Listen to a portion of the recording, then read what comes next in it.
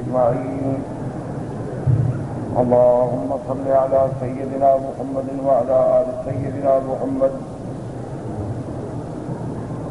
كما صليت على إبراهيم وعلى آل إبراهيم في العالمين إنك حميد مجيد. أعوذ بالله من الشيطان الرجيم. بسم الله الرحمن الرحيم. والذين يرمون أزواجهم ولم يكن لهم شهداء إلا أنفسهم فشهادة أحدهم 4 شهادات بالله إنه لمن الصادقين. والخامسة أن لعنة الله عليه إن كان من الكاذبين. ويدروا عنها العذاب أن تشهد 4 شهادات بالله إنه لمن الكاذبين. والخامسة أن غضب الله عليها إن كان من الصادقين. ولولا فضل الله عليكم ورحمته وأن الله تواب حكيم. قال المؤلف المفسر رحمه الله تعالى: أدام النفع بعلومه وعلومكم في الدارين آمين. إلى أن قال. وقال الإمام أحمد أيضا: حدثنا أبو كامل قال حدثنا إبراهيم بن سعد حدثنا ابن شهاب بن سعد بن سعد قال جاء عويمر إلى عاصم بن عدي فقال له: صلى رسول الله صلى الله عليه وسلم: أرأيت رجلا وجد رجلا مع امرأته فقتله ويقتل به أم كيف يصنع؟ فسأل عاصم رسول الله صلى الله عليه وسلم فعاب رسول الله صلى الله عليه وسلم المسائل. قال فلقيه عويمر فقال: ما صنعت؟ قال: ما صنعت إنك لم تأتني بخير. سألت رسول الله صلى الله عليه وسلم فعاب المسائل. وقال عويمر: والله لآتين رسول الله صلى الله عليه وسلم فلأسألنه. فأتاه فوجده قد أنزل عليه فيها. قال فدعا بهما ولعن بينهما. اب مفسر رحمۃ اللہ علیہ ان آیات کی تفسیر بیان فرما رہے ہیں کہ اگر کسی بندے نے خدا نہ کرے اپنی بیوی کے ساتھ کسی کو گناہ میں مبتلا دیکھا ہے تو اب وہ غریب کیا کرے؟ اگر چپ کرے تب بھی بہت مصیبت ہے، اگر بات کرے تو 80 کوڑا کھائے، اگر بات نہ کرے تو پھر خاموش رہے، اور پھر آدمی کتنا بے ضمیر بے غیرت ہو کیسے برداشت کرے ایسی بیوی؟ گواہ لائے تو پھر کہاں سے لائے؟ اس مسائل میں لوگ پریشان تھے تو 2 واقعات ملتے ہیں صحیح احادیث مبارک میں جو ان آیات کا اسباب نزول ہے۔ ایک واقعہ تو ہے کہ حضرت سعد بن عبادہ نے حضور سے پوچھا کہ یا رسول اللہ صلی اللہ علیہ وسلم، یہ مسئلہ بڑا سخت ہے کہ اگر کوئی آدمی اپنی بیوی کے ساتھ کسی کو گناہ میں مبتلا دیکھے تو پہلے گواہ ڈھونڈے، اتنے دیر میں تو زانی اپنا کام کر کے چلے جائے گا۔ گواہ نہ ڈھونڈے تو کیا کرے؟ گواہوں کے بغیر بیوی پہ الزام لگائے تو 80 کوڑا کھائے کہ تہمت لگائی ہے تم نے، گواہ تمہارے پاس ہے نہیں۔ اگر خاموش ہو جائے تو کیسے خاموش؟ ایک واقعہ حضرت سعد بن عبادہ کا، اور دوسرا واقعہ جو ہے وہ عاصم بن عدی کا۔ خدا کی قدرت یہ ہے کہ سعد ابن عبادہ کے پوچھنے پر بھی حضور پاک کو یہ بات بڑی ناگوار گزری۔ ابھی اللہ کا حکم ہے، اس پہ راضی رہو، صبر کرو، اللہ خود مشکل حل کرے گا۔ جب اللہ کوئی حکم جاری فرماتے ہیں تو اپنے بندوں کے لیے کوئی نہ کوئی راستہ پیدا فرمائیں گے۔ تو بندے کا کام تو یہ ہے کہ اللہ کے حکم کی تعمیل کرے، کیونکہ یہ کوئی پارلیمنٹ کا اور کسی اسمبلی کا قانون تو ہے نہیں نا کہ مانو یا نہ مانو، یہ تو اللہ کا قانون ہے۔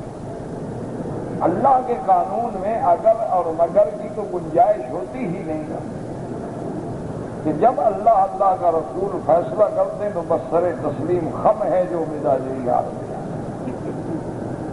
تو خدا کی شان دیکھیں کہ جنہوں نے یہ سوال کیا تھا ان کو ہی واقعہ پیش آ گیا۔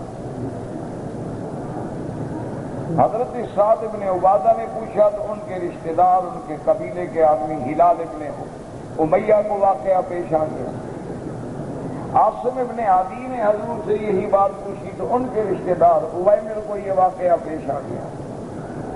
تو اللہ تبارک و تعالیٰ نے قرآن کی یہ آیات نازل فرمائی۔ تو اب قانون یہ ہو گیا کہ اگر کوئی مسلمان کسی پاک بیوی کو، پاک باز عورت کو تہمت زنا لگائے، گواہ پیش کرے تو عورت پہ حد جاری ہو، اگر گواہ پیش نہ کرے تو پھر تہمت لگانے والے کو 80 کوڑے مارے جائیں گے، تاکہ لوگ ایسا تو نہ ہو روزانہ اٹھ کے الزام لگاتے رہیں۔ اللہ نے سزا سخت کر۔ اب یہ مسئلہ تو ہے عام مرد کا اور عام عورت کا۔ اچھا، مرد کو تہمت لگائے تو یہی سزا ہے، یا تو گواہ پیش کرے، گواہ پیش کرے تو اس کو حد زنا لگے گی، گواہ پیش نہ کرے تو تہمت لگانے والے کو حد قذف 80 کوڑا لگے گا۔ اچھا، اسی طرح کوئی عورت مرد پہ تہمت لگا دے تو اس کو بھی یہی سزا ہو کہ اگر گواہ پیش کرے تو پھر مرد کو حد زنا لگے، گواہ پیش نہ کرے تو تہمت لگانے والی کو حد قذف لگے۔ یہ مسئلہ واضح ہے۔ اب مسئلہ باقی رہ گیا کہ اگر کوئی بندہ اپنی بیوی کے بارے میں ایسی بات کرے، پہلا مسئلہ تو تھا نا کہ کسی دوسری عورت کے بارے میں بات کرے، اب یہ مسئلہ ہے کہ وہ اپنی بیوی کے بارے میں بات کرے، تو اب کیا حل ہے؟ اگر تو گواہ موجود ہیں پھر اس کی بیوی کو حد لگے گی، اگر گواہ موجود نہیں ہے تو پھر وقت کا قاضی جو ہے وہ دونوں کو بلائے گا، میاں کو بھی اور بیوی کو، دونوں کو پہلے سمجھائے گا بھی اللہ کے عذاب سے ڈرو، جھوٹی بات نہ کہنا، جھوٹی قسم نہ کھانا، دنیا کے عذاب سے آخرت کا عذاب زیادہ سخت ہے۔ نصیحت کرنے کے بعد پھر وہ خاوند سے کہے گا بھی اگر تم سچے ہو تو 4 قسمیں کھا کے کہو کہ میں اللہ کو حاضر ناظر جان کے کہتا ہوں کہ میں نے اپنی بیوی کے ساتھ ایک آدمی کو گناہ میں مبتلا دیکھا۔ 4 قسمیں اس لیے کھاؤ کہ زنا میں 4 گواہوں کی ضرورت ہوتی ہے، تو 4 قسمیں جو ہیں گویا 4 گواہوں کے قائم مقام، اور 5ویں دفعہ تم یہ کہو کہ اگر میں جھوٹا ہوں تو مجھ پہ اللہ کی لعنت۔ تو اب اگر خامد نے اس طرح 4 قسمیں کھا لی اور 5ویں دفعہ اس نے اپنے اوپر لعنت کا اعتراف کر لیا تو اب یہ حد سے بچ گیا، سچا ہو گیا۔ اب قاضی عورت سے پوچھے گا کہ ہاں تم بتاؤ تمہارے اوپر جو خاوند نے الزام لگایا ہے وہ سچا ہے؟ اگر عورت اعتراف کر لے کہ سچا ہے تو پھر عورت کو حد زنا لگی۔ اگر عورت کہے کہ نہیں جی خاوند جھوٹ بولتا ہے تو قاضی اس کو حکم دے گا کہ تم بھی 4 قسمیں کھاؤ کہ میں اللہ کو حاضر ناظر جان کے کہتی ہوں کہ میں سچی ہوں، میرے خاوند نے مجھ پہ جھوٹا الزام لگایا، اور 5ویں دفعہ کہو کہ اگر میں جھوٹی ہوں تو مجھ پہ اللہ کا غضب۔ تو اگر اس طرح وہ کہہ دے تو اب وہ بھی حد سے بچ گئے، یعنی اب اس کو بھی حد نہیں لگے گی اور نہ خاوند کو حد لگے گی، دونوں حد سے بچ گئے۔ لیکن قاضی حکم کر دے گا کہ آج کے بعد تم دونوں کی تفریق ہے، تم دونوں میاں بیوی نہیں رہ سکتے۔ ایسی عورت جو ہے وہ اپنے خاوند پر ہمیشہ کے لیے حرام ہو جائے گی کہ جب ملاعنہ ہو جائے، لیان ہو جائے ایک دوسرے کے سامنے کھڑے ہو کے اللہ کی لعنت اور غضب طلب کرے تو اپنی بیوی بن کے کیسے رہ سکتے؟ اس لیے اسلام نے حکم دیا کہ تفریق کر دو۔ ہاں قاضی یہ حکم کرے گا کہ تم اس کو 3 طلاق بھی دے دو، اگر وہ نہ مانے تو قاضی خود تفریق کر دے گا، اس کے طلاق دینے کی پھر ضرورت ہی نہیں ہوگی، اور یہ تحریم جو ہے مؤبدن ہوگی، ابدی ہوگی، یعنی یہ بیوی ہمیشہ کے لیے خامن پہ حرام ہو گئی، کسی شکل میں بھی دوبارہ حلال نہیں ہوگی۔ تو اس کو کہتے ہیں لعان، اس کو کہتے ہیں ملاعنہ۔ تو اس طریقے سے اللہ تبارک و تعالی نے اپنے بندوں پہ رحم فرمایا کہ اتنی بڑی سخت بات سے ان کے نکلنے کا راستہ پیدا کر دیا، کیونکہ خامن کے لیے تو موت ہے، خاموش رہے موت ہے، گواہ بلانے جائے گواہ آنے سے پہلے معاملہ ہی ختم، اور گواہ نہ لے آئے تو 80 کوڑا کھائے۔ اس لیے اللہ نے راستہ دے دیا کہ تم 4 قسمیں کھا لو، بس تمہاری قسم پہ اعتبار کیا جائے گا۔ امام احمد رحمت اللہ علیہ نے سہل بن سعد کے راستے سے روایت فرمائی ہے کہ اویمر جو ہے وہ آیا عاصم بن عدی کے پاس، اور اس نے کہا کہ حضور صلی اللہ علیہ وسلم سے آپ جا کے یہ مسئلہ پوچھیں کہ اگر کوئی بندہ اپنی بیوی کے ساتھ کسی گناہ میں کسی کو گناہ کرتے ہوئے دیکھے اور جوش میں آ کے اس زانی کو قتل کر دے، تو کیا یہ خاوند قتل کرنے والا جو ہے اس کو قتل کیا جائے گا یا قتل بھی کیا جائے گا؟ بھی اس نے غیرت میں قتل کیا ہے، اور اگر اس کو قتل نہ کرے تو کیا کرے؟ یعنی اس کو کہے تم آرام سے فائدہ اٹھاؤ، میں گواہ بلانے جا رہا ہوں، کون ایسا بے وقوف ہے کہ بیٹھا رہے گا اور بھاگ جائے گا؟ تو اب حل کیا ہے کہ وہ کیا کرے؟ تو حضرت عاصم نے آ کر حضور صلی اللہ علیہ وسلم سے یہ پوچھا کہ یا رسول اللہ صلی اللہ علیہ وسلم، اگر کسی بندے نے اپنی بیوی کے ساتھ زانی کو زنا میں پایا، اگر وہ بیوی کو اور اس کو قتل کر دے تو کیا اس کو قتل کیا جائے گا؟ اگر خاموش رہے تو کیسے خاموش رہے، اور خاموش نہ رہے تو بیوی بھی اس کی زنا کرے اور کوڑے بھی یہ کھائے؟ تو یہ تو بڑا مشکل مسئلہ ہے، لیکن حضور کو اس کا سوال کرنا جو ہے ناگوار گزرا، حضور نے اچھا نہیں سمجھا۔ میں اللہ کا حکم ہے، بس انتظار کرو، اللہ کوئی بھی حکم جاری فرماتے ہیں تو اس میں کوئی نہ کوئی حکمت ہوتی ہے۔ بندے کو یہ حق نہیں پہنچتا مخلوق کو کہ اپنے خالق کے احکام پہ اعتراض کرے یا اپنے خالق کے احکام کے بارے میں بحث کرتی پھرے۔ کہتے ہیں کہ کچھ دن گزرنے کے بعد اویمر نے پھر پوچھا عاصم ابن عدی سے کہ بھی میں نے جو پوچھا تھا مسئلہ آپ نے پوچھا ہے حضور سے؟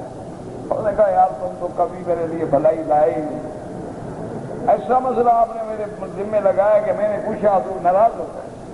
حضور صلی اللہ علیہ وسلم کو وہ مسئلہ جو ہے ناگوار گزرا اور آپ کو برا لگا، تو تم تو کبھی کوئی خیر کی بات اور بھلائی کی بات جو ہے وہ لاتے ہی نہیں ہو، اب اس کے بعد جو ہے ہم کیا کریں؟ اس کے بعد وہ کہتی ہیں کہ واللہ لآتین رسول اللہ صلی اللہ علیہ وسلم فلا اسألنہ۔ اویمر کہنے لگا کہ خدا کی قسم ہے کہ میں اللہ کے نبی کے پاس جا کے یہ مسئلہ خود پوچھوں گا۔ بہرحال چونکہ اس کے ساتھ تو یہ واقعہ پیش آ چکا تھا، وہ بیچارہ پریشان تھا۔ فَأَتَاهُ فَوَجَدَهُ، جب حضرت آقا انعامدار رحمت دو عالم کی خدمت میں اویمر آئے تو حضور صلی اللہ علیہ وسلم پہ اللہ کا قرآن نازل ہو چکا تھا۔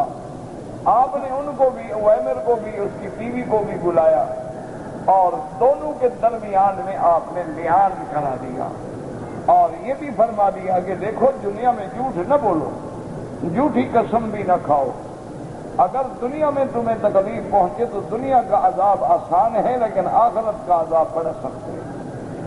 اس کے بعد کہتے ہیں قال اویمر انطلقت بها یا رسول اللہ لقد كذبت عليها قال مبارک فارقها قبل ان يامره رسول اللہ صلی اللہ علیہ وسلم فصار سنة البطلائین اب حضور صلی اللہ علیہ وسلم کو حضرت احمد نے کہا کہ یا رسول اللہ، اب جب ہمارے درمیان میں لیان ہو چکا ہے، ان انطلقت بہا، اگر میں اس بیوی کو گھر میں رکھوں تو اس کا مطلب تو یہ ہوا کہ میں نے بیوی پہ جھوٹ بولا تھا، تو اب اس کے بعد میں اس بیوی کو کیسے اپنے گھر میں رکھ سکتا ہوں؟ حضور صلی اللہ علیہ وسلم نے دونوں میں تفریق کا حکم دے دیا کہ تم دونوں جو ہے اب کبھی ایک دوسرے کے میاں بیوی نہیں بن سکتے۔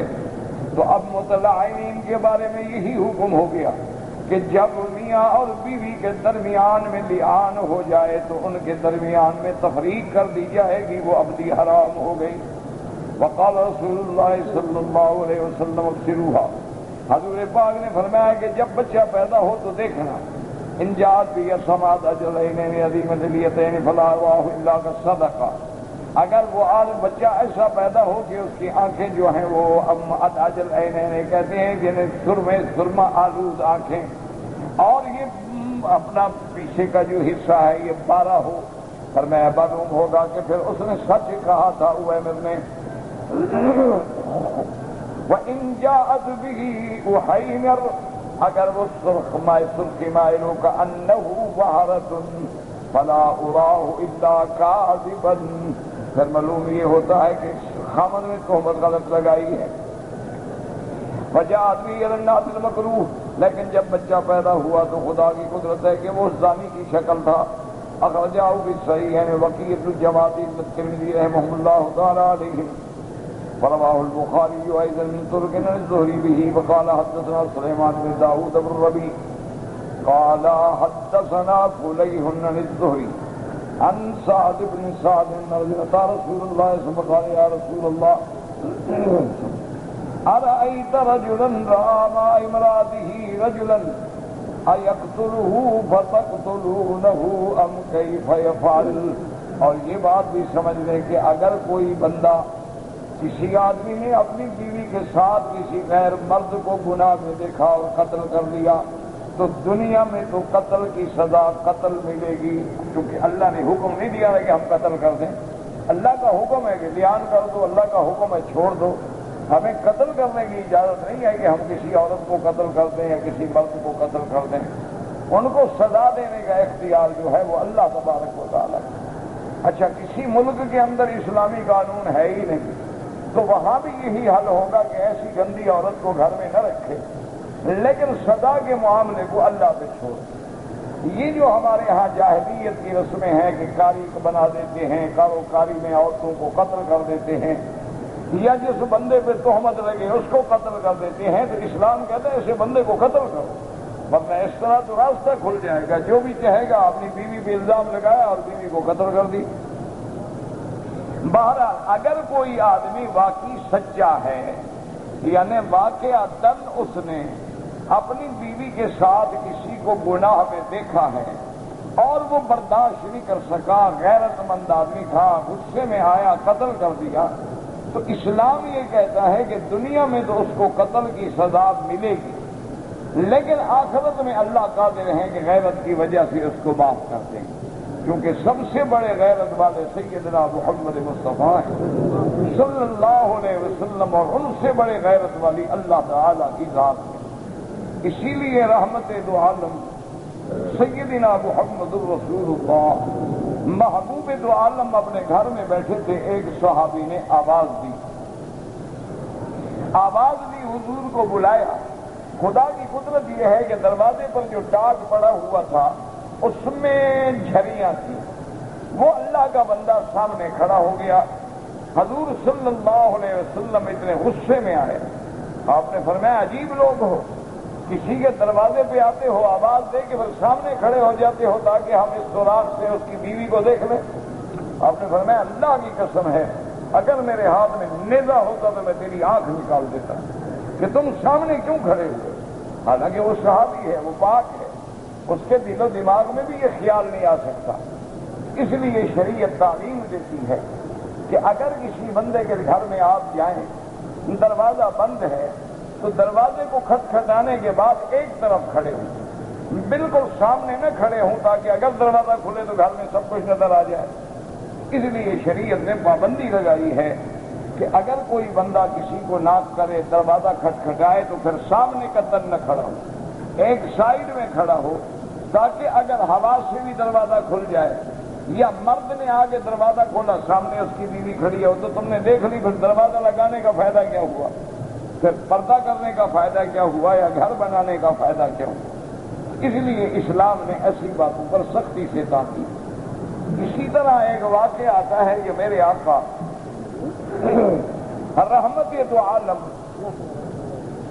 محبوب دو عالم سیدنا محمد مصطفیٰ صلی اللہ علیہ وسلم کو بادشاہ مقوقس نے بی بی ماریا قبطیہ ایک باندی تھی، جاریہ تھی، جو بادشاہ نے حضور کو ہدیہ دی، اور حضور صلی اللہ علیہ وسلم نے قبول فرما لیا، اور قبول فرمانے کے بعد اللہ کے نبی نے بی بی ماریا قبطیہ سے شادی فرما لی، بیوی بن گئی۔ یہ اس کی شان ہے، نصیب ہے کہ بادشاہ نے عطیہ کیا تھا لیکن حضور پاک نے شادی فرما لی، آپ نے نکاح فرما لیا تو وہ حضور کی بیوی بن گئی۔ اللہ کی شان یہ ہے کہ اس کا کوئی دور کا رشتہ دار تھا، معبور نامی آدمی تھا، تو وہ بی بی ماریا قبطیہ کے ساتھ آیا تھا مدینہ منورہ، تو وہ کبھی کبھی بی بی صاحب کے گھر میں ملنے کے لیے بھی چلا جاتا تھا۔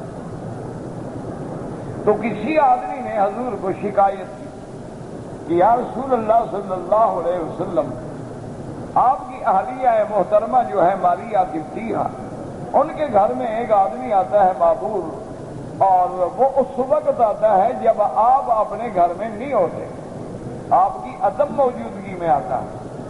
تو اگر خاوند کی عدم موجودگی میں کوئی غیر مرد گھر میں آئے اور عورت دروازہ کھول کے اندر بٹھائے تو یہ کوئی اچھی بات تو نہیں ہے، اس کا مطلب ہے کہ بات تو بڑی خطرناک ہے۔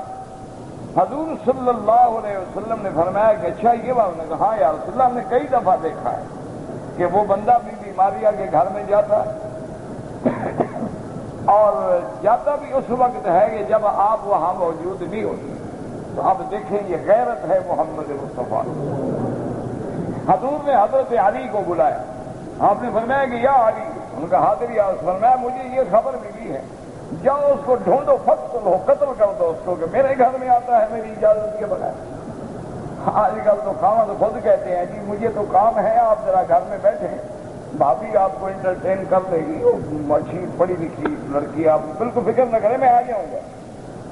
انا للہ و انا الیہ راجعون۔ اس کو اسلام دیوس کہتا ہے، آپ جو کہیں، آپ اس کو ماڈرن کہیں، آپ اس کو ایلیٹ کلاس کہیں، اشرافیہ کہیں، لیکن محمد مدنی کی زبان سے یہ دیوس بغیرت ہے کہ جو اپنے گھر میں کسی غیر مرد کو اپنی بیوی کے ساتھ خود چھوڑ کے چلا جائے کہ جی آپ بیٹھے، مجھے تو کام ہے، تو آپ گھر میں بھابھی جو ہے آپ کی، آپ فکر کیوں کرتے ہیں؟ آپ بیٹھے کھانا کھائیں، چائے وائے پئیں، پھر بعد میں چلے جائے گی گھر۔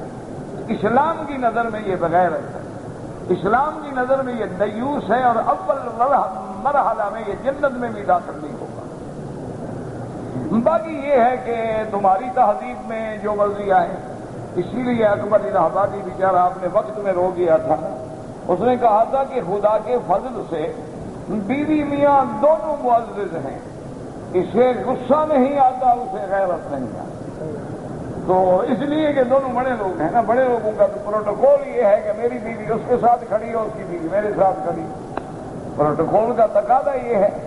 تو ہمارا پروٹوکول تو یہ کہتا ہے، لیکن اسلام کا پروٹوکول ان کے بالکل خلاف ہے۔ اسی لیے ہمیشہ اصول رکھیں، یا تو آدمی اپنے آپ کو مسلمان نہ کہلائے، چھٹی ہو گئی، خلاص آزاد ہے، جو مرضی آئے کرو، اور اگر آپ کہتے ہیں کہ ہم مسلمان ہیں تو پھر دین مولوی کا بنا ہوا نہیں ہے، دین کسی طالب کا بنا ہوا نہیں ہے، دین اللہ کا قرآن ہے اور فرمان محمد مصطفیٰ ہے صلی اللہ علیہ وسلم۔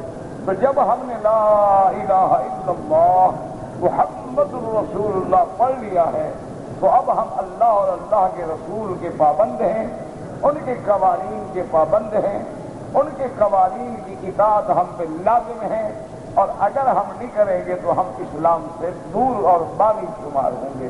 دعا کریں اللہ کسی کو بھی باغی نہ بنائے، اللہ سب کو اسلام کی روشنی، اسلام کے نور میں چلنے کی توفیق عطا فرمائے اور ہدایت عطا فرمائے۔ حضرت علی کو آپ نے حکم دے دیا رضی اللہ عنہ کہ جاؤ اس کو قتل کرو۔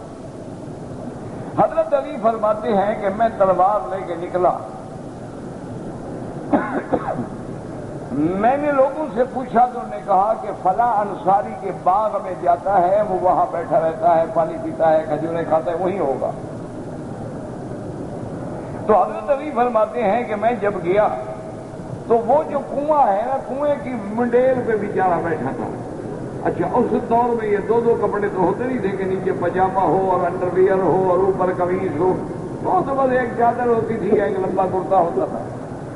تو حضرت علی رضی اللہ تعالیٰ عنہ فرماتے ہیں کہ جب میں سامنے گیا تو میں نے کہا یا عدو اللہ، اللہ کے دشمن تیار ہو جاؤ مرنے کے لیے۔ میں نے کیوں ایسے تلوار کی نا، وہ گرا نا، الٹا گر گیا، ڈر کے مارے وہ تو ڈر گیا۔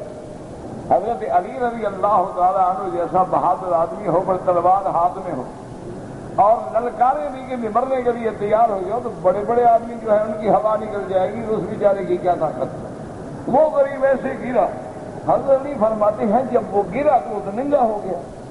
جب ننگا ہوا تو میں نے نظر ڈالی، اس بیچارے کا تو کوئی چیز ہے ہی نہیں، وہ تو ہے ہی خسرا، وہ تو مرد ہی نہیں ہے غریب، وہ تو بیچارہ ہی گرا ہے، خسرا ہے، خنسا مشکل ہے۔ تو میں نے کہا اچھا چلو چلو اٹھ جاؤ، بس بھاگ جاؤ۔ تو اس کو میں نے بھگا دیا، پھر میں واپس آ گیا۔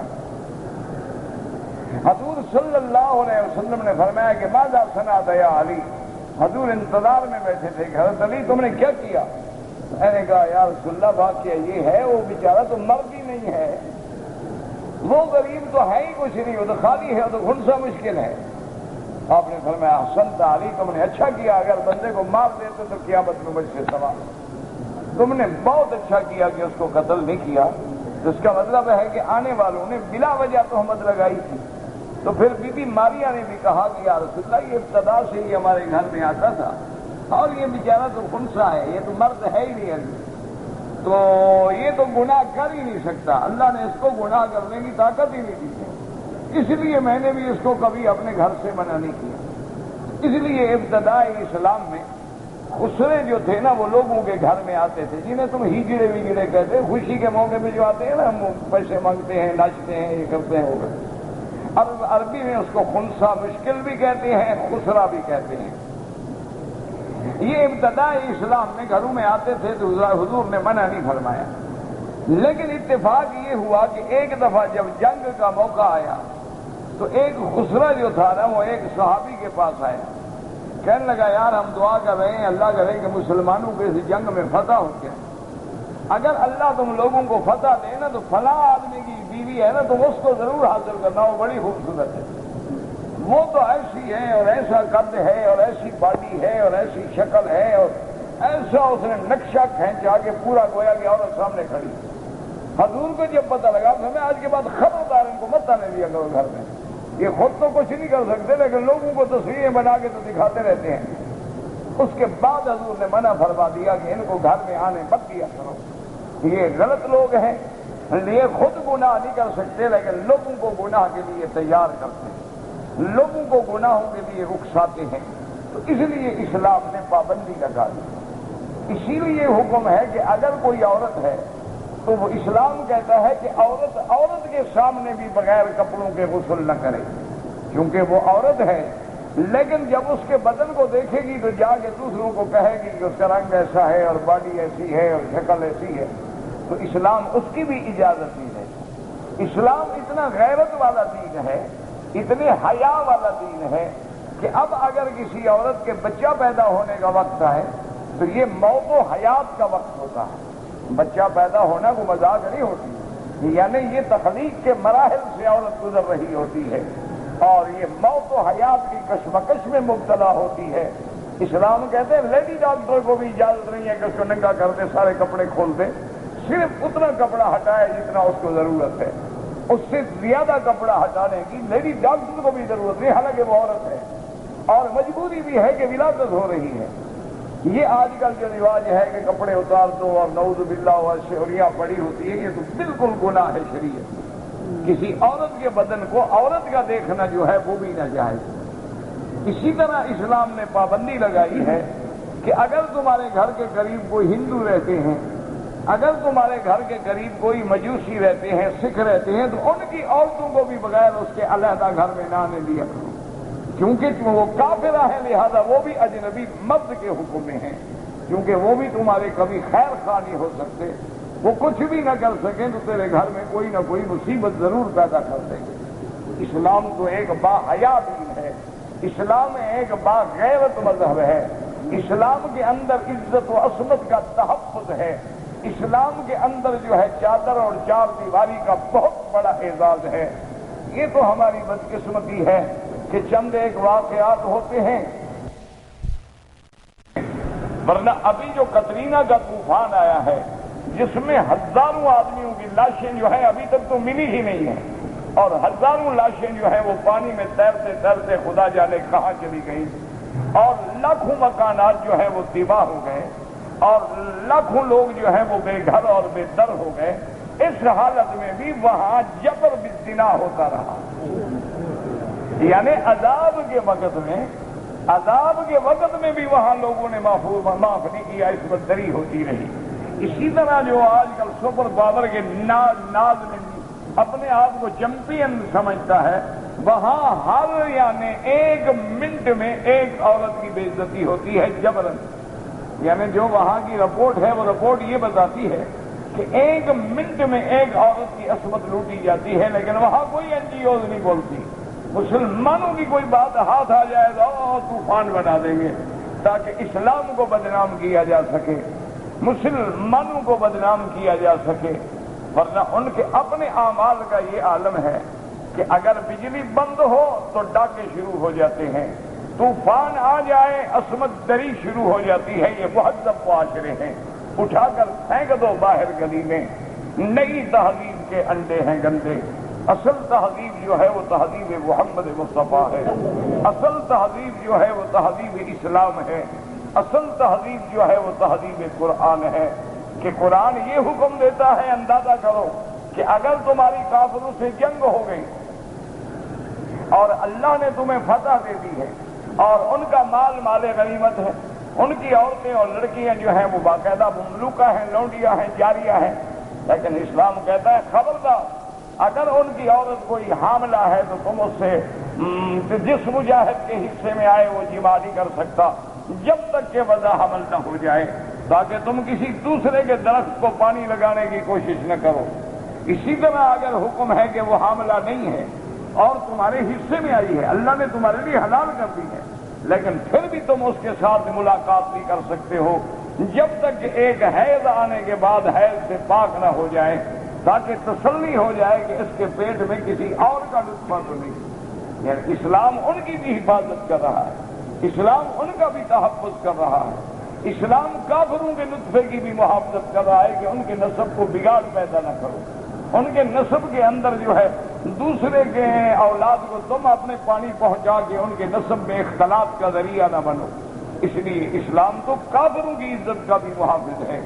اسی لیے وہ واقعہ ہے نا کہ جب ایک بیٹی جنگ میں آ رہی تھی تو اس کے سر پہ دوپٹہ نہیں تھا، حضور صلی اللہ علیہ وسلم نے حکم دیا کہ اس بچی کے سر پہ کپڑا ڈالو، تو ایک صحابی نے عرض کیا کہ یا رسول اللہ یہ تو حاتم کی بیٹی ہے، کافر کی بیٹی ہے۔ آپ نے فرمایا کیا کہہ رہے ہو؟ کافر بیٹی بیٹی ہوتی ہے، کافر کی ہو یا مسلمان کی، بیٹی بیٹی ہوتی ہے، کسی کی بھی بیٹی، ہمیں تو اس کی عزت کرنی ہے، چاہے وہ کافر کی بیٹی ہو چاہے وہ مسلمان کی بیٹی۔ اسی لیے اسلام نے اتنی نگہداشت رکھی ہے، اسی لیے اسلام نے پردے کا حکم دیا ہے، اسی لیے اسلام نے نکاح کا حکم دیا ہے، اسی لیے اسلام نے نکاح میں ولی کی شرط رکھی ہے، اسی لیے اسلام میں نکاح کے اندر خطبہ اور اعلان رکھا ہے، گواہ رکھے ہیں، تاکہ کوئی کسی کے خاندان پہ تہمت نہ لگا سکے، کوئی کسی کے نسب پہ تہمت نہ لگا سکے، کوئی کسی کے حسب پہ تہمت نہ لگا سکے۔ اسلام کا ہر حکم جو ہے وہ غیرت والا ہے، وہ حیا والا ہے۔ اسی لیے میرے آقا کی تعریف میں جہاں حضور کی صفت و سیرت بیان کی گئی، وہاں سب سے بڑی بات یہ بھی بیان کی گئی کہ اشد حیاء من الاضواء فی خدرها، کہ سرکار دو عالم جو تھے وہ تو کنواری لڑکی سے بھی زیادہ حیا والے تھے۔ کہ جیسے کنواری لڑکی کو، یہ اس زمانے کی کنواری لڑکی ہوگی، اب تو خیر نہ کنواری میں حیا رہا نہ شادی والی میں، اب تو انا للہ و انا الیہ راجعون، بس گئی، غیرت نام ہے جس کا گئی تیمور کے گھر سے، اب تو انا للہ پڑھ لو، اب تو نہ مولویوں کے گھر میں رہا، نہ پیروں کے گھر میں رہا، نہ فقیروں الا قلیل من عبادی الشکور۔ اب تو ہم تقریریں کرتے ہیں اور ہماری بیٹیاں فیشنیبل لباس پہن کے جب بازاروں میں گھومتی ہیں۔ آج ہم لوگوں کو ہدایت کرتے ہیں لیکن اپنی اولادوں کو ہدایت نہیں کر سکتے۔ آج ہم لوگوں کو دین سمجھاتے ہیں لیکن اپنے گھر والوں کو دین نہیں سمجھا سکتے۔ ایک مسافر کی طرح، ایک مظلوم کی طرح زندگی گزاری جاتی ہے، کیونکہ بگاڑ اتنا پیدا ہو گیا ہے کہ جب آپ ہدایت کی کوشش کریں گے تو وہ بغاوت پہ آمادہ ہو جائیں گے۔ ولا نقول الا لا حول ولا قوة الا بالله العلی العظیم، انا للہ وانا الیہ راجعون۔ ورنہ تو یہ بات ہے، آپ یقین فرمائیں، اب بھی ہمارے جو پرانے معاشرے ہیں نا جی، قبائلی معاشرے ہیں، جیسے بلوچ قبائل ہیں، کچھ خان قبائل ہیں، پشتون قبائل ہیں، اسی طرح پھر بلوچوں میں اور کئی شاخیں ہیں، اب بھی ان کے دیہات کے اندر یہ عالم ہے کہ اگر شادی بھی ہو جائے تو میاں بیوی جو ہیں یعنی اپنے ماں باپ کے سامنے بھی بے تکلفی سے بات نہیں کر سکتے کہ حیا کے خلاف ہے، کہ کیسے ہم بات کریں۔ ایک سردار تھا، وہ ہمارے اپنی قوم کا تھا، اس نے اپنی لڑکی کی شادی کر دی، ہو گئی تھی۔ اچھا، خدا کی قدرت یہ ہے کہ یہ خان صاحب جو تھے نا، یہ زمینوں پہ جا رہے تھے، ان کا داماد جو ہے، اس دور میں حمام تو گھر میں ہوتے نہیں تھے، لوگ بیچارے جاتے تھے باہر کنویں پہ جا کے نہا دیتے تھے، یا کسی مسجد میں چلے گئے یا کنویں پہ چلے گئے، تو اس کا داماد جو ہے وہ کنویں سے غسل کر کے کپڑے پہن کے، بڑے خوبصورت بال تھے، تو وہ ایسے بیچارہ بالوں کو چھٹکتا ہوا آ رہا تھا کہ بال خشک ہو جائیں، تو سامنے سسر آ گیا، اس نے جو دیکھا کہ میرا داماد ہے، وہ بندوق ہاتھ میں نہیں گولی ماری۔ اس ساری برادری آئی، اس نے کہا کہ خان کیا ہو گیا؟ اس نے کہا یہ میری بیوی کے ساتھ، بیٹی کے ساتھ سو کے مجھے پھر غسل کر کے دکھاتا ہے بدبخت، ہم بے غیرت ہے برداشت کریں؟ وہ اس کی بیوی ہے، خدا کے بندے، لیکن غیرت ہے نہیں برداشت۔ اب جناب حالات ایسے ہوتے تھے کہ وہ پولیس تو وہاں کچھ کر نہیں سکتی، کیونکہ وہ قبائلی سسٹم ہوتا ہے، پولیس آ بھی جائے، انہوں نے کہا جی مدعی کوئی نہیں، پکڑو جس کو پکڑتے، کیا کریں گے؟ اس لیے وہ پھر سمجھوتا کرتے ہیں سرداروں کے ساتھ کہ یار وقتی طور پہ تم مقدمہ درج کرا دو، ایک بندے کو جیل بھیج دو، پہلی پیشی میں گواہ پھر جائیں گے، چھوٹ کے گھر آ جائے گا، لیکن ہماری نوکری تو بچے نا، ہمیں FIR قتل کی کس کے ذمہ لگائیں، ورنہ وہ تو جو سردار کہہ دے گا کہہ دے گا۔ اچھا، یہ بھی ضروری نہیں کہ قاتل کو پکڑو، سردار جس کو کہہ دے، وہ فلانا ادھر آؤ، اور یار تم چلے جاؤ نا، کہہ دو میں نے قتل کیا، ہاں صحیح میں نے قتل، سردار نے جو کہہ دیا۔ یہ ہمارے اپنے قبیلے کی باتیں ہیں، انا للہ و انا الیہ راجعون، ولا نقول الا لا حول ولا قوة الا باللہ۔ بے وقوف کیا ہے؟ ایک دفعہ مجھے یاد ہے، ہم ایک جلسے پہ گئے، وہاں بڑا جلسہ تھا، 7-8 علماء آئے ہوئے تھے۔ اچھا، خدا کی شان ہے کہ سب سے لیٹ میں پہنچا، میں دور تھا کہیں، تو میں لیٹ پہنچا، تو تقریباً وہاں مغرب کا یعنی جھٹ پٹا تھا، مغرب ہونے والی، بہرحال پہنچ گئے، مغرب کی نماز کا وقت ہو گیا، نماز پڑھی، مجھے کہیں سے کوئی سپیکر کی آواز کچھ نہ آئے، میں کہا پتہ نہیں یہ کیسا جلسہ ہے بھائی۔ تو بہرحال مغرب کے بعد جب بیٹھے تو مولوی صاحبان سارے دوست تھے ہمارے، سب کٹھے ہو گئے، گیا کیا ہوا، کیسے رہا جلسہ؟ انہوں نے کہا جی جلسہ کیا، یہ ساری بستیاں ہیں بلوچوں کی، وہ سارے جاہل ہیں، وہ کہتے ہیں کسی مولوی کی ہم تقریر نہیں سنتے، اس مولوی کی سنیں گے جو بلوچ ہو، تم چونکہ بلوچ نہیں ہو لہٰذا تقریر مت کرو ورنہ ہم گولی مار دیں۔ انہوں نے کہا جی سارا دن گزر گیا ہے، سپیکر بند ہیں، لوگ آگے چلے گئے، ہم بیٹھے ہوئے، یہ تمہاری قوم ہے، انا للہ، یہ جہالت۔ اچھا، ان کو بلایا خان صاحبان کو، یار کیا ہو گیا؟ انہوں نے کہا دیکھو نا جی، کوئی مولوی پتہ نہیں کہاں سے ہے، کوئی کہاں سے ہے، پتہ نہیں کس قوم سے ہے، پھر تقریریں کریں، پھر ہماری بیٹیوں پہ بیویوں پہ باتیں کریں، دیکھو نا جی غیرت ہماری نہیں برداشت کرتی۔ کوئی بلوچ آپ تقریر کریں، آپ ہمیں گالی بھی دیں ہم سنیں گے، آپ ہمارے بھائی ہیں نا، ان کی بات ہم نہیں سن سکتے۔ اور ساری رات مجھے جناب ان بلوچوں کو سمجھانے میں لگی، میں نے کہا میں بھی تقریر نہیں کرتا، جب علماء کی آپ نے توہین کی تو میں کیسے تقریر کر سکتا ہوں؟ میں بھی اپنی برادری کے ساتھ، میری برادری تو مولوی ہے، تم تھوڑی ہو۔ تو نکلتے ہم جاتے ہو کہ جی آپ تقریر نہ کریں، آج چلے جائے تو ہمارا تو ناک کٹ گیا۔ تو میں نے کہا میں تقریر کروں اور میرے بھائی مولوی نہ کرے تو میرا ناک کٹ گیا، پھر میرے ناک کا بھی تو فکر کرو نا۔ تو ساری رات ان کو سمجھانے میں لگی اور دوسرے دن ہم نے جلسہ کیا اور مولویوں کو بھی میں نے سمجھایا، یار میں نے کہا کوئی اور شرط کی بات نہ کرنا، باقی دین کو چھوڑا تو نہیں ہے، یہ بے وقوف قوم ہے، ان کو ایک دن میں کون سمجھا سکتا؟ تو یہ حالات ہیں۔ انا للہ، وجہ کیا ہے کہ غیرت کی، اب تو حضرت غیرت کا سوال ہی نہیں، جنازہ ہی اٹھ گیا۔ اب تو غیرت جو ہے نا، اس کو جنازہ پڑھ کے زمین کے نیچے دفنا دیا گیا ہے، اس کے زندہ ہو کے دوبارہ آنے کی امید ہی کوئی نہیں ہے۔ انا للہ و انا الیہ راجعون۔ کسی 5 اسٹار ہوٹل میں چلے جائیں، کسی کلب میں چلے جائیں، کسی آپ بیوٹی پارلر میں چلے جائیں، کسی آپ بیچ کے کنارے پہ چلے جائیں اور وہاں جا کے اپنی بیٹیوں کی تہذیب دیکھیں۔ یعنی اگر کوئی غیرت والا آدمی ہو نا، اتنے بڑے سمندر میں بھی نہیں ڈوب مرتے، حالانکہ پہلے لوگ تو تھے تھوڑے پانی میں بھی ڈوب مرتے تھے، لیکن اتنا بڑا سمندر سامنے ہوتا ہے، غیرت نہیں آتی۔ اچھا، نوجوان بھائی ہیں، بہنیں ساتھ ہیں، ہاں بھائی جناب ہنس رہے ہیں، کھیل رہے ہیں اور بہنوں کے ساتھ چھیڑ کھاڑی کر رہے ہیں۔ انا للہ و انا الیہ راجعون۔ انہی مردوں پہ اور عورتوں پہ اللہ کے نبی نے لعنت بھیجی ہے، باقی تم جانو تمہارا کام کیا۔ حضور پاک نے فرمایا کہ یہ ملعون ہے، ان پہ لعنت ہے اللہ کی، باقی تم جانو تمہارا کام۔ پہلے کون سی مولویوں کی مان لی ہے تم نے کہ اب مانو گے؟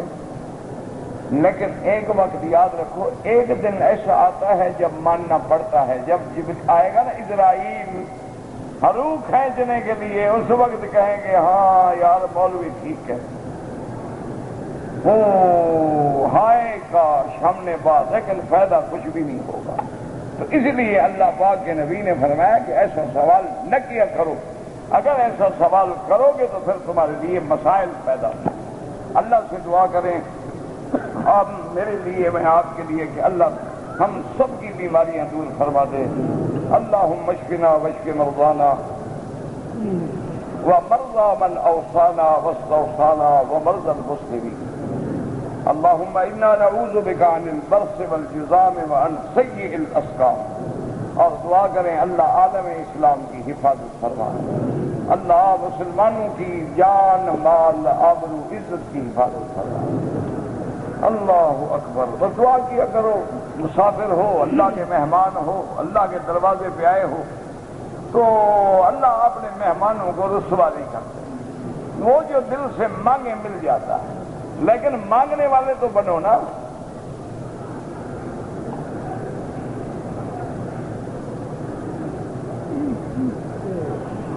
کہتے جی کہ ہم لوگ مدینہ منورہ سے واپس آئے ہیں، لیکن میری بیوی نے عمرے کی نیت نہیں کی کیونکہ وہ ایام حیض میں تھی۔ میرا بھائی اگر یہ مسئلہ آپ مدینہ منورہ پوچھ لیتے یا پاکستان میں پوچھ لیتے تو آپ کو تکلیف نہ ہوتی۔ مسئلہ یہ ہے کہ عورت اگر حیض میں بھی ہو تو نیت احرام کر سکتی ہے، غسل کرے، لبیک پڑھے، آ جائے، گھر میں بیٹھی رہے، جب پاک ہو بڑا پورا کرے۔ اب اس کا حل یہ ہے، یا تو بیوی کو لے کے فوراً واپس مدینہ شریف لوٹ جاؤ، وہاں سے احرام باندھ کے عمرہ کرا دو، پھر کوئی دم نہیں، اور فائدہ بھی ہوگا، اس کا عمرہ ہو جائے گا، تیرا عمرہ ہو جائے گا، دم سے بچ جاؤ گے، اور کرایہ جو ہے آنے جانے کا 60 ریال فی آدمی لگے گا، اور اگر دم دینی پڑی تو 300 ریال کا تمہیں بکری دینی پڑے گی۔ اس سے بہتر ہے کہ مدینہ شریف چلے جائیں، دوبارہ زیارت بھی ہو جائے گی، عمرہ بھی ہو جائے گا اور دم سے بھی بچ جاؤ گے۔ مسجد عائشہ سے اگر عمرہ کرو گے لیکن دم دینی پڑے گی، کیونکہ مسجد عائشہ میقات نہیں۔ عمرہ کرنے کی نیت یہی کہ جو میں نے چھوڑا ہے اس کا قضا کر رہی۔ حتیم کا جو حصہ ہے وہ حضور کے زمانے میں بھی باہر تھا. جب قریش مکہ نے کعبہ بنایا پہلے اندر تھا، پھر قریش مکہ نے جب کعبہ بنایا تو حلال کے پیسے ان کے پاس ختم ہو گئے. تھے تو کافر، لیکن ہماری طرح بہادر نہیں تھے. ہم لوگ تو بڑے بہادر ہیں نا، بینک جو ہے مسجدیں بنا دیتے ہیں سود کے پیسوں سے، انشورنس کمپنیاں جو ہیں مسجدیں بنا دیتی ہیں سود اور جوئے کے پیسے سے. وہ کافر تھے نا ابو جہل اینڈ کمپنی، انہوں نے کہا جی حلال کا پیسہ ہے نہیں، زیادہ کعبہ چھوٹا کر دو لیکن حرام کا پیسہ نہ لگاؤ. اگر عمارت بڑی ہوگی تو خرچہ بڑا ہوتا تھا، تو لہذا عمارت کو مختصر کر دیا گیا. اور یہ جگہ جو تھی کعبے کے باہر، حضور کی تمنا تھی کہ اس کو دوبارہ اندر کیا جائے. پھر عبداللہ ابن زبیر کو جب اقتدار ملا تو انہوں نے اس کو اندر کیا اور 2 دروازے رکھے. لیکن خدا کی شان ہے کہ ان کی پھانسی چڑھ جانے کے بعد حجاج ابن یوسف کا دور آیا تو حجاج ابن یوسف نے دوبارہ قریش کی عمارت کو بحال کر دیا. اور اللہ کو یہی منظور ہوگا کہ بھی یہ حصہ باہر رہے، کیونکہ بادشاہوں کے لیے تو کعبہ کبھی کبھی کھلتا ہے نا، ہم فقیروں کے لیے ہر وقت کھلا ہوا ہے، جب چاہو اندر جا کے نماز پڑھ لو. نماز کی حالت میں یا طواف کی حالت میں نظر جو ہے نیچے ہو، نظر نماز میں سجدے کی جگہ پر ہو اور طواف کرتے ہوئے نظر پر قدم ہو، تاکہ کسی غیر محرم پہ بھی نظر نہ پڑے. اور بندگی اور تذلل اور عاجزی بھی اسی کا نام ہے کہ آدمی سر اٹھا کے نہیں چلتا بلکہ جھکا کے چلتا ہے.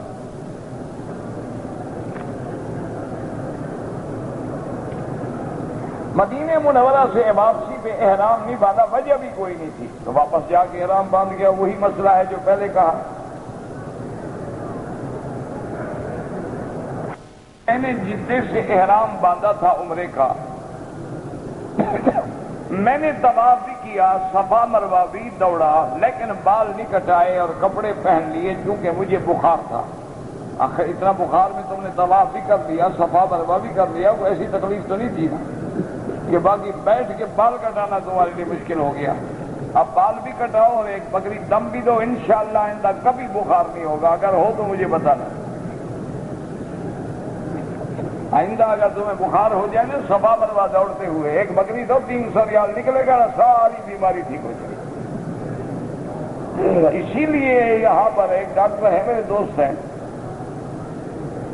وہ اللہ کا بندہ، اللہ ہدایت ہے، میرے تو خیر دوست ہے بارہ، وہ کسی کو نسخہ لکھے نا تو انشاءاللہ 400-500 ریال سے کم کا تو نسخہ ہوتا ہی.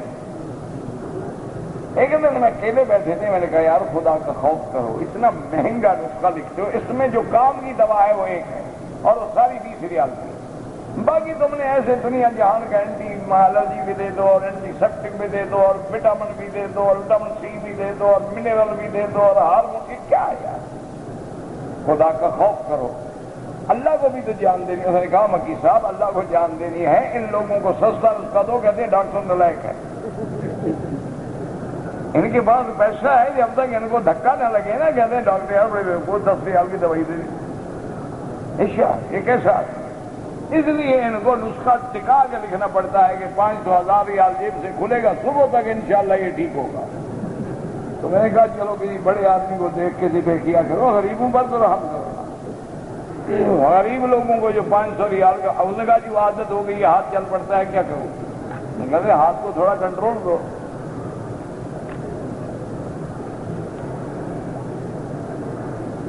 کہتے ہیں جی کہ ہمارے ملک میں ٹی وی پر جو نعتیں پڑھتے ہیں عورت اور مرد، اور ان کے جج جو ہیں وہ بڑے بڑے عالم ہوتے ہیں. ایک عالم کا نام تو لکھو نا، میں تمہیں بتاؤں وہ عالم ہے یا جاہل ہے. جو عورتوں کے مقابلے میں جج بنے وہ ظالم تو ہو سکتا ہے، عالم نہیں ہو سکتا. خدا کا خوف کرو. غیر محرم عورت کو دیکھ رہا ہے، فیصلے کر رہا ہے، وہ عالم ہے؟ کس نے کہا ہے آپ کو؟ عالم کا معنی یہی ہوتا ہے کہ لمبا قد ہو اور بال بڑے ہوں اور پگڑی ہو اور 2-3 پگڑیاں گلے میں ہوں، یہ عالم ہوتا ہے. کبھی بھی کوئی عالم دین غیر محرم عورت سے نہ ہاتھ ملائے گا نہ اس کے چہرے پہ نظر ڈالے گا.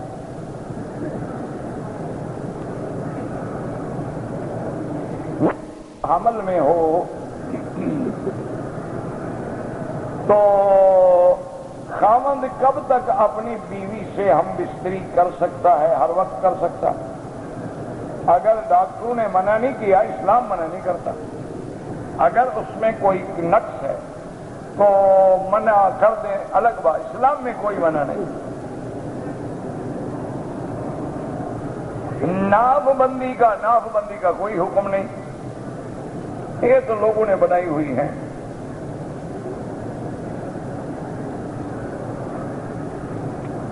کہتے جی مسلمان امت جو ہے وہ بکھر گئی ہے، ان کے اتحاد کے لیے دعا مانگیں. دعا تو کریں گے لیکن منظور نہیں ہوگی.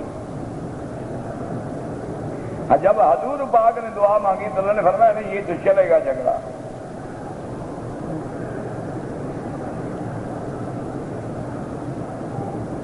ایک آدمی نے مجھے کہا دیوبندی وہاں بھی ایسے. کہا تو چھوڑو، اب یہ کوئی مسئلہ ہے. کہا تو خدا کو جواب دے گا. کسی صحابی نے بھی بی بی عائشہ کی مسجد سے احرام باندھا تو بی بی عائشہ کم ہے یعنی؟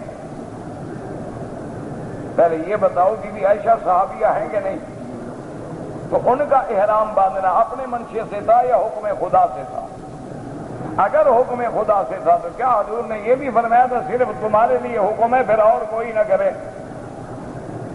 اگر یہ فرمایا تھا حدیث و آمنا ہمارے آنکھوں پر، اور پھر حضرت عبداللہ ابن عمر نے فرمایا، اس کے بارے میں کیا خیال ہے؟ عبداللہ ابن زبیر نے بھی عمرے کی، ان کے بارے میں کیا خیال ہے؟ اگر میں طواف کر کے ان کا ثواب دعا کروں کسی کے، انشاءاللہ اللہ قادر ہیں ان کو ثواب دے دیں.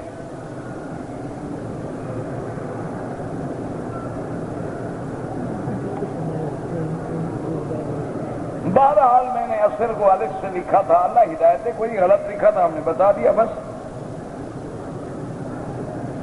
ایک آدمی دوسری شادی کرنا چاہتا ہے تو اس کو پہلی بیوی سے اجازت لینا ضروری ہے. بڑھ گئے وقوف ہے، پہلی بیوی کی اجازت دے دے گی. یہ شادی کرے گا ہی نہیں. جس نے کرنی ہے وہ اجازت نہیں لیتے، جس نے نہ کرنی ہو وہ مولوی مکی سے مسئلے پوچھتے ہیں. نہ میری ہوتی ہے نہ تمہاری ہوتی ہے. اللہ کے بندے، پہلی بیوی کا کیا تعلق ہے اجازت سے؟ اللہ نے تمہیں اجازت دی ہے. بیوی کون ہوتی ہے؟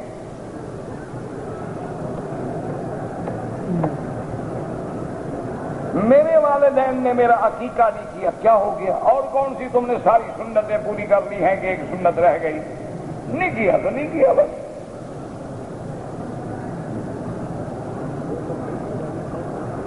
بعض لوگ آپ کے خلاف باتیں کرتے ہیں، اللہ ہدایت دے.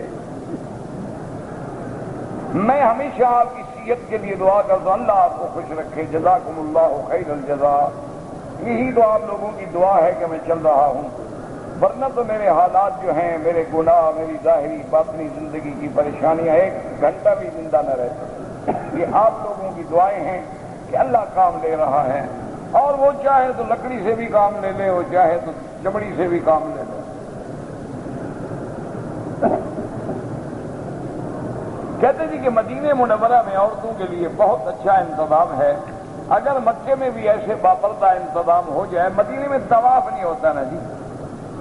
اگر مدینے میں طواف ہوتا پھر دیکھتے کیسے انتظام ہوتا ہے. یہاں آپ عورتوں کو طواف نہ کریں تو اہتمام ہے، عورتوں کی جگہ الگ ہے، وہاں بیٹھے رہیں.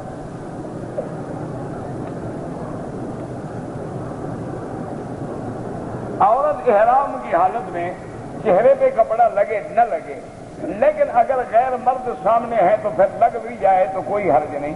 ویسے اصول یہ ہوتا ہے کہ عورت اپنا کپڑا گھونگھٹ کی طرح آگے لٹکا لے تو منہ کو بھی نہیں لگے گا اور پردہ بھی رہے گا.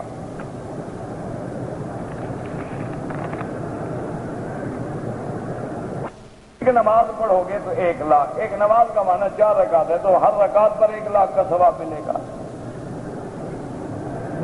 حالت نماز میں نیچے دیکھیں. میرے لیے صحت، میں ماشاءاللہ کھاتا پیتا بھی ہوں لیکن صحت نہیں بڑھتی ہے. آپ چیک اپ کرائیں، کوئی نہ کوئی نقص ضرور ہوتا ہے. علاج بھی کریں اور دعا بھی کریں، اسباب پہ بھی عمل کریں اور اس کے بعد دعا بھی کریں. آپ کسی اچھے فزیشین سے اپنا پورا چیک اپ کرائیں.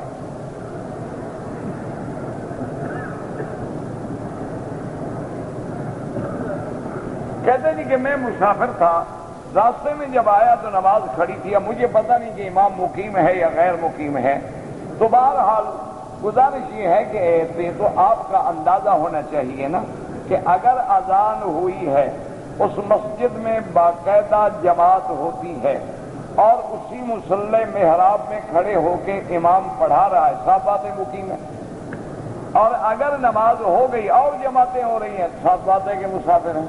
یہ تو تمہیں خیال کرنا چاہیے تھا نا۔ بہرحال جو کچھ تم نے پڑھ لیا اللہ قبول فرمائے۔ تو کوئی زنانہ تکلیف ہے، لیڈی ڈاکٹر کہتی ہے کہ آپریشن ضروری ہے اور آپریشن کرنے والی لیڈی ڈاکٹر نہیں ہے تو مجبوراً مرد سے بھی آپریشن ہو سکتا ہے۔ اگر ایک غیر مسلم لیڈی ڈاکٹر ہے اور ولادہ کا وقت آ جائے تو اس سے عورت اپنی ولادت کرا سکتی ہے، کرا سکتی ہے، یہ تو مجبوری ہے نا، اضطرار ہے۔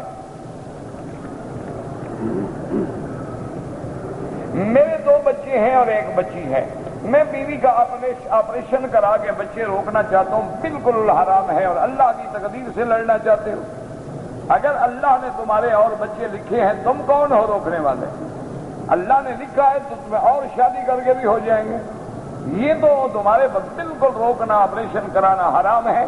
لا تقتلوا اولادکم خشیۃ املاق، یہ بالکل جاہلوں اور کافروں کے نعرے ہوتے ہیں کہ 2 بچے ہی اچھے، یہ فنا۔ ایک آدمی نے 2 بچے ہوئے اس نے اپنی بیوی کا آپریشن کرا لیا، حادثہ ہوا، دونوں بچے مر گئے۔ وہ 2 سال روتے رہے، آخر بیوی نے کہا کہ تم اور شادی کر لو، پھر اس نے شادی کی، اللہ نے پھر بچہ دیا۔ اللہ کے بندے، یہ اللہ کے فیصلے ہیں، اللہ چاہے سارے بچے چل جائے، پھر کیا کرو گے؟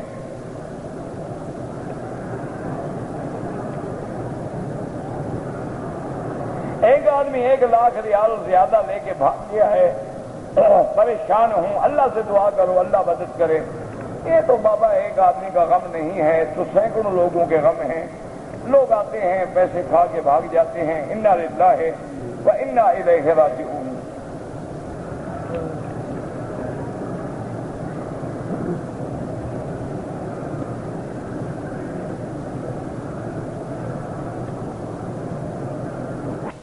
جی کہ ہم انڈیا سے آئے ہیں، سعودیہ میں کام کرتے ہیں، 3-4 مہینے کے بعد ایک تنخواہ دیتی ہے، اس سے زیادہ مکان کا کرایہ اور کھانے پہ خرچ ہو جاتا ہے۔ آپ جا کے درخواست دیں، مکتب رب العمال میں جا کے اپنی ایمبیسی کے واسطے سے درخواست دیں۔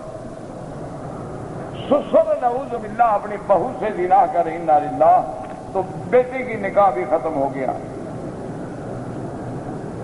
اگر میرا حق نہیں ملتا، مجھے حق لینے کے لیے مجبوراً افسر ظالم ہے، لانتی ہے، راشی ہے، رشوت کے بغیر کام نہیں کرتا، تو آپ اگر دیں گے تو آپ پہ گناہ نہیں ہوگا، لینے والے پہ گناہ ہوگا۔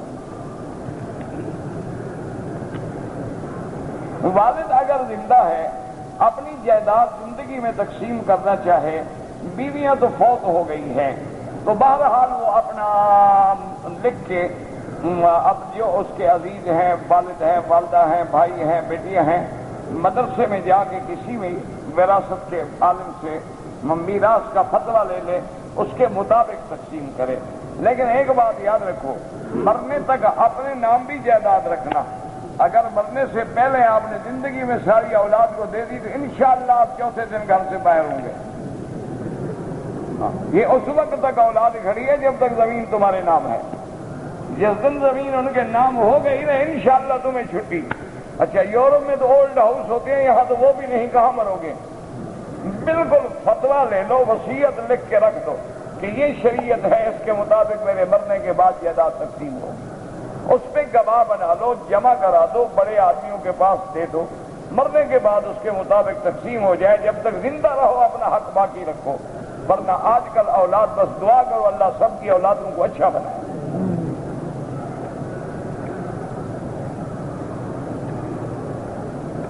حضور کے نام میں جو ہے اول آخر نام نہیں ہے، حضور کا نام ہے انا احمد وانا محمد وانا الماہی وانا الحاشر وانا العاقب۔ یہ تو آپ نے فرمایا کہ یعنی پہلے اللہ نے میری نبوت کا فیصلہ کیا، بھیجا مجھے آخر میں، جیسے فرمایا نحن الاولون ونحن الاخرون، میری امت جو ہے وہ اول بھی ہے آخر بھی ہے۔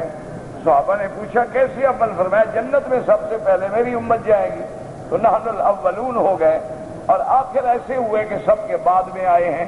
یہ حضور کے نام نہیں ہیں، اصل اول و آخر اللہ کی صفت ہے۔